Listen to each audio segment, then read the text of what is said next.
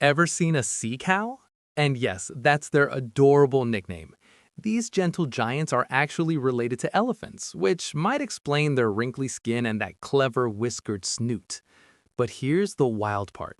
Despite weighing over 1,000 pounds, they have no blubber for warmth. So how do they survive? They're chubby champions, relying on their sheer mass and a slow metabolism to stay cozy. But that's not their only superpower.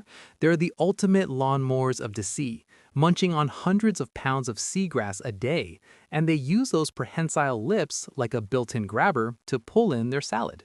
Want more amazing animal facts? The like button and subscribe are right there. Go on, you know you want to.